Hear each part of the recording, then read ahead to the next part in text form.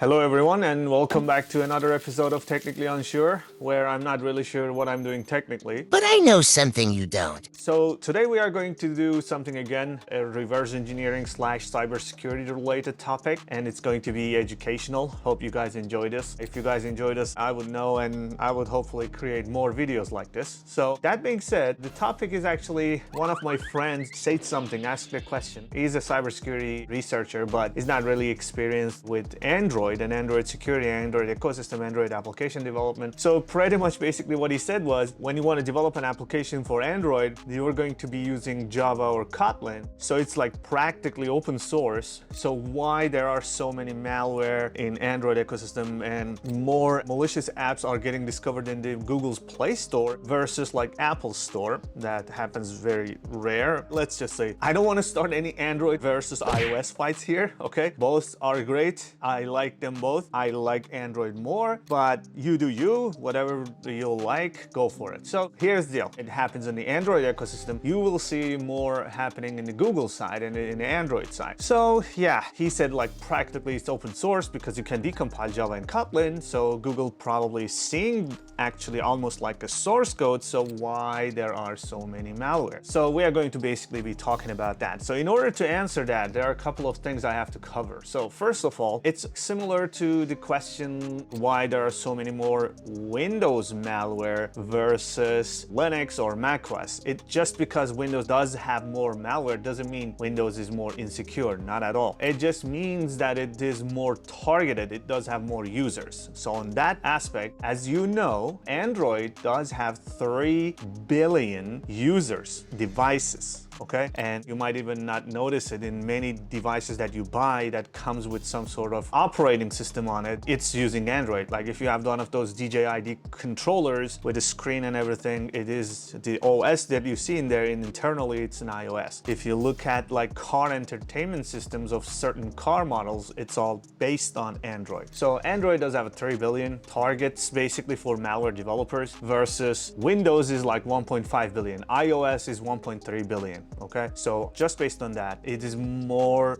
I guess, profitable if malware developers go after Android versus iOS. So that's one thing. On top of that, there are some tricks that you can play in Android. First of all, like in Android, you can download an APK and install it if you want. It's not really tricky. There are settings. Obviously, you can disable unknown sources, but you know, you can very easily disable that and install it. And that's one of the reasons I actually love Android versus iOS. I can do more stuff with it. But like in order to do that in iOS, in order to install any app that's not on the Play Store, you have to jailbreak it. So yeah, many people won't even do that. So that being said, Android is very secure. I just have to tell you, Android is especially the very recent iterations, new versions, it is rock solid. It's inherently the Android itself. There is nobody can say Android is more secure or iOS is more secure. It's just different audience, let's just say, okay? Android does have like sandboxing as well, just like how iOS does have. So each app is running in its own user ID, GID, UID, its own storage, intercommunication in between processes is all done through something called binder. So Android also does have SE Linux enabled in the most recent versions. So yeah, it's good. It's just that, as I said,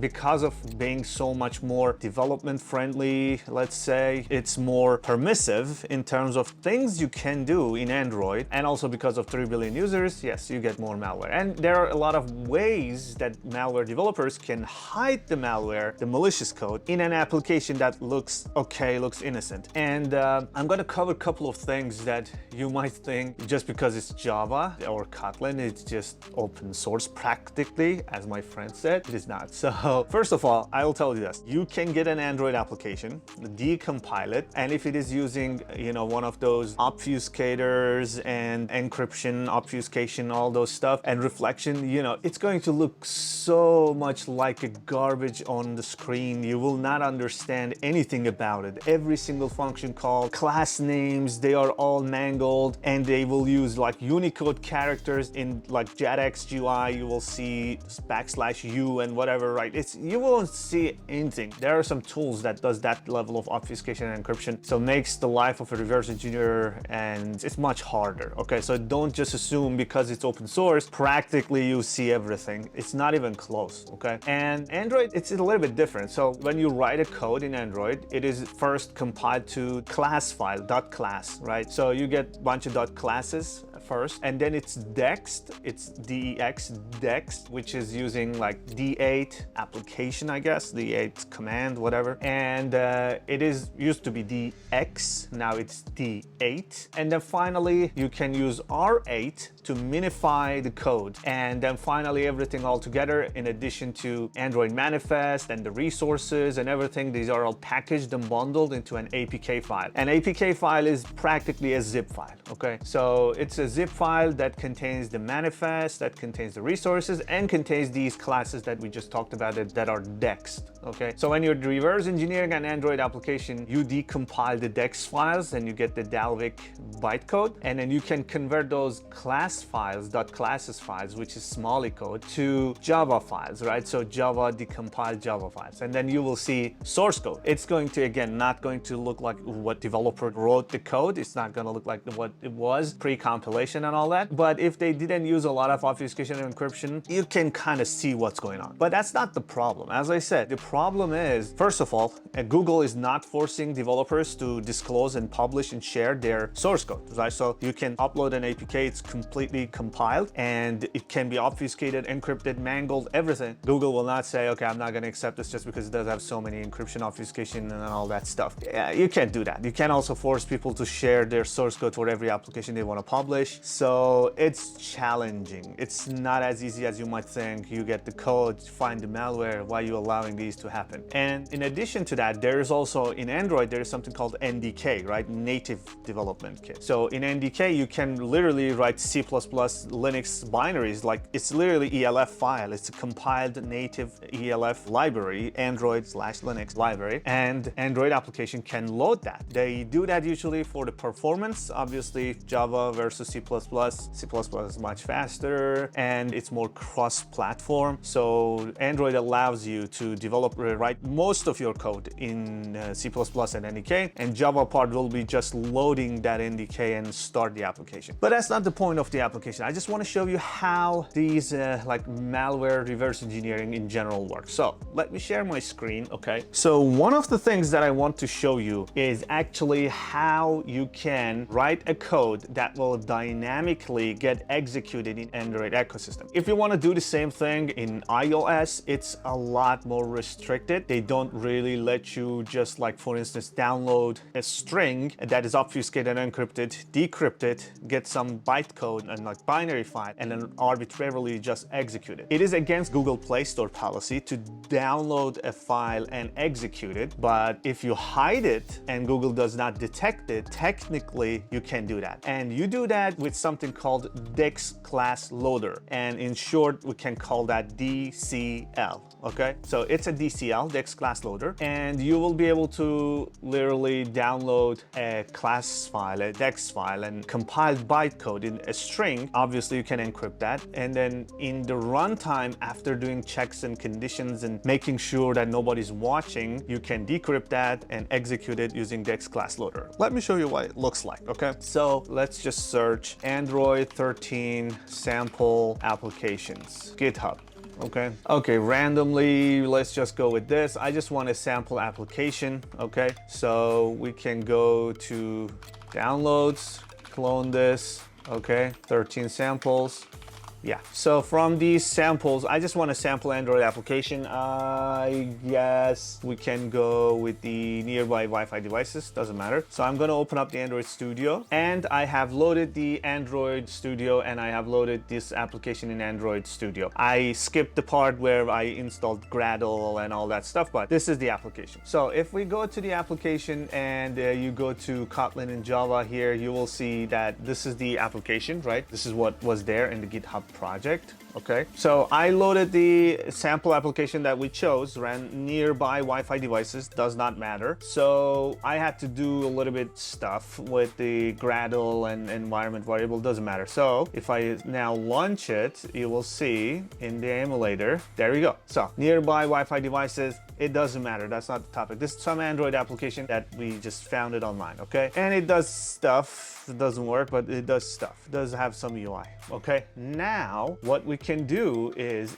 this is the main class, so main activity, and this is a Kotlin application. So what we can do is actually go to the Java and start writing some malicious code. In order to do that, I have created one example, okay? I will show you that. One eternity later. Okay, so I prepared this example application, all right? So this is something that will do some, let's say malicious stuff, okay? So what I did was basically in the application, right? So if we go to the manifest and look at it, so here's a sample application I prepared, okay? So this is, let's just say, the malicious code, okay? And what this one will do is actually, this will basically get the contact information from your phone, all of them, their name, email, and phone number, and it will also read all the SMS messages that you have in your SMS application, and it will get the contact's name, display name, and all that. Put it all together, does not matter, that's not the topic of today's video, and after all these stuff, it will generate a JSON object out of it, and then it will send that to stealingyourdata.com, okay? So this is an application that does some malicious stuff. So what we can do is we can actually make this project,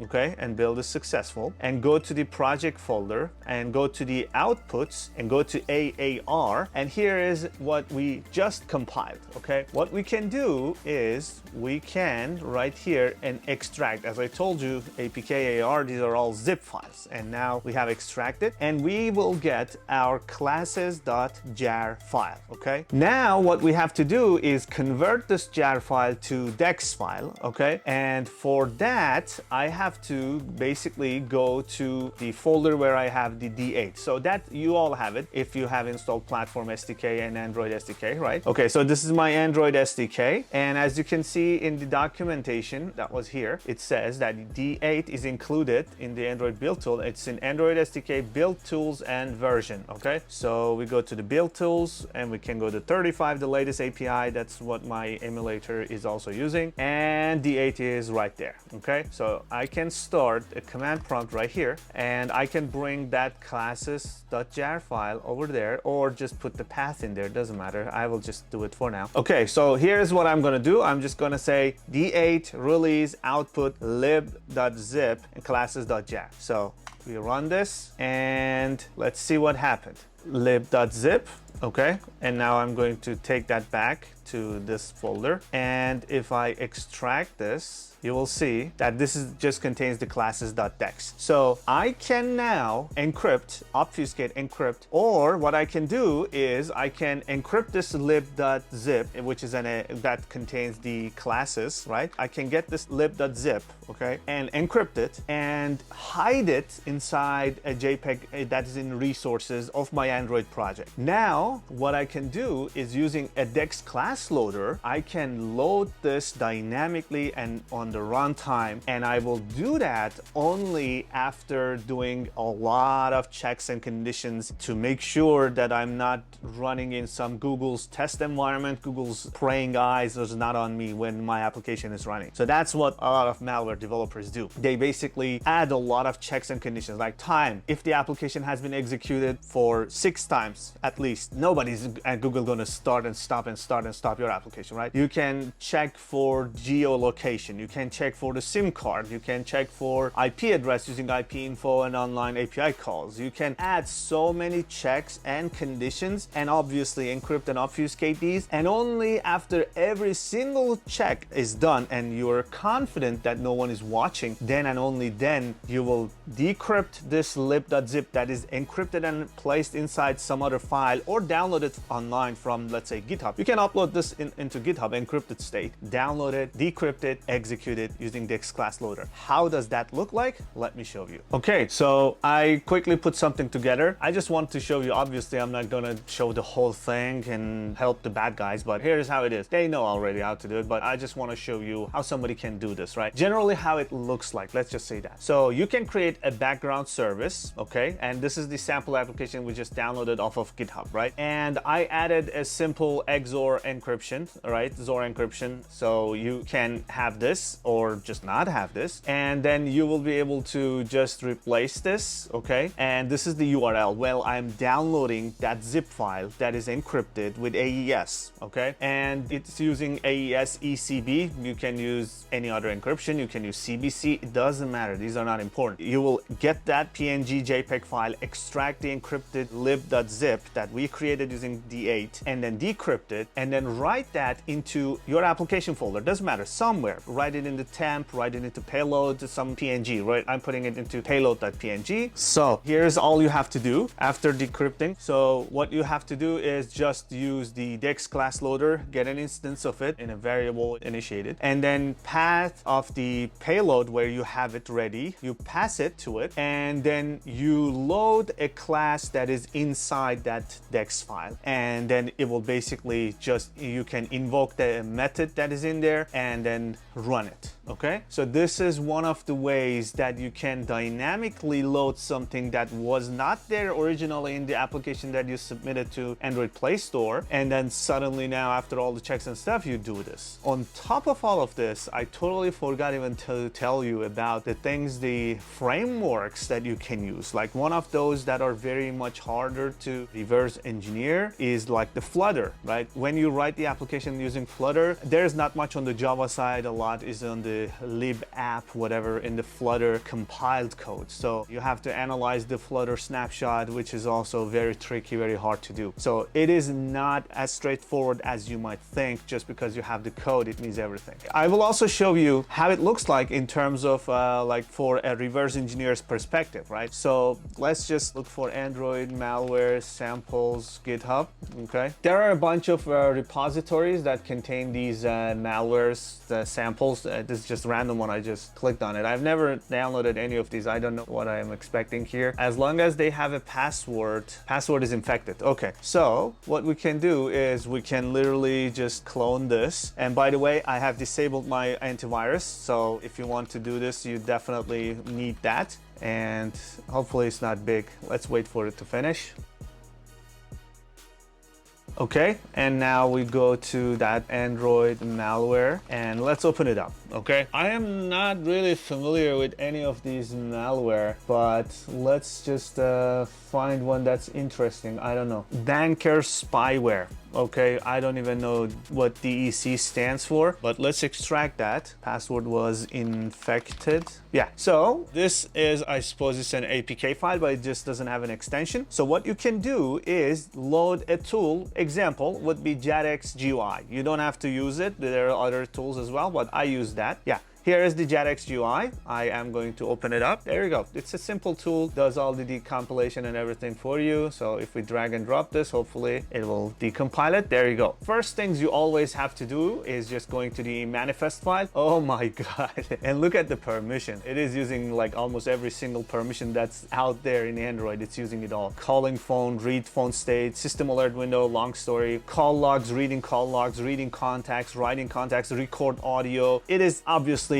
suspicious, but it doesn't mean anything. And then you can see the main class over here, and which is this. And then there are services. By the way, in Android application, one of the challenges, one of the trickiest parts in terms of reverse engineering, it doesn't really have one entry point. Like you can't trace the code, say, okay, I'm gonna go into main class and I'm gonna see what the main class is doing. The entry points to an application is not just the main function. It can start from various locations, could be services, could be broadcast receivers, could be content providers. So these are the things that comes to my mind. So there are like multiple entry points to an Android application, not just the main. So in general, let's see what is happening in the main service. As you can see in here, this one is not really that obfuscated. I'm gonna be honest. I've seen much worse malware with so much obfuscation. You can't even make out the names of the classes. As you can see, this one says main serve. You won't see that in those those applications, it's going to be all garbage. You won't see anything. And these strings that you can see in here, that is in clear text, you won't see any of that. So this is relatively easier to reverse engineer. So it might not be a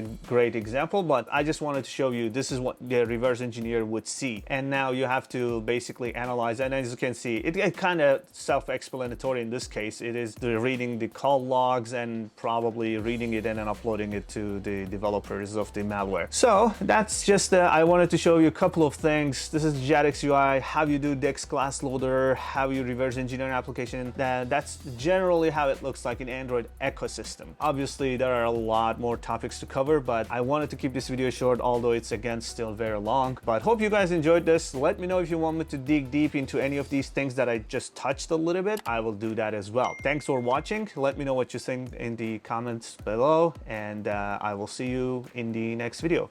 Bye for now.